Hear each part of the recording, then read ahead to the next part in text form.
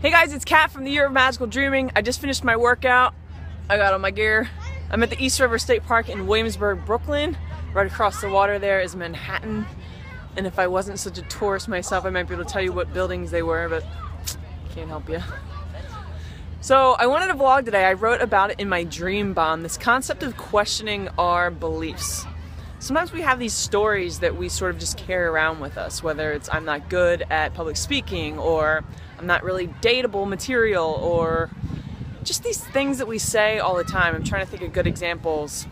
No good at math. I mean, something as silly as that.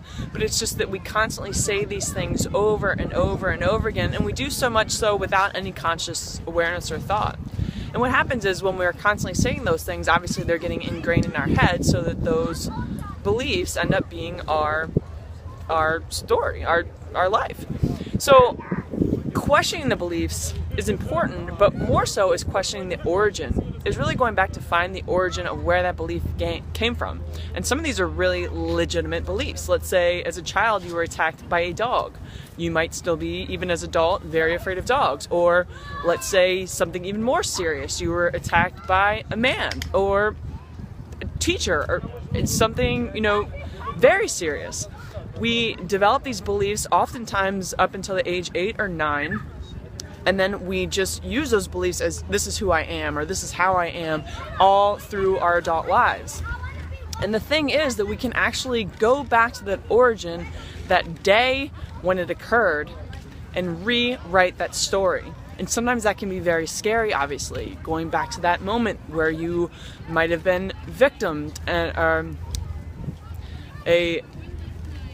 a victim of a predator is probably a better way to say it, and go into that moment and work through it. And that's really scary, to have to revisit those emotions. And oftentimes in Western society, that's the last thing that we want to do, right? We want to run away from all that stuff, and we just accept things for how they are. But in order to change those things is to go back to that time and space, to sit with it, and to rewrite that belief, to change your reaction, to maybe perhaps even step into the other person's shoes, or to play a different role, to see what are the other options besides what you chose as your ultimate response. And by doing so, you empower yourself to take back the choice, to rewrite your beliefs, rewrite your story, and ultimately change your life. This is real work. It's serious work, especially if some of the stuff that you're dealing with is traumatic. But I'm telling you, it's very important and literally life-changing. But this could be for something as tiny as I'm too fat to be dating right now, or well, actually that's not very tiny. That could be a big deal. But in comparison to I was raped when I was 15, that might be a little bit different. You see what I'm saying? So depending on what your constant beliefs are, first of all, you have to have the awareness around what are these stories that you're constantly telling your friends, even in jest, or your family, or even to yourself.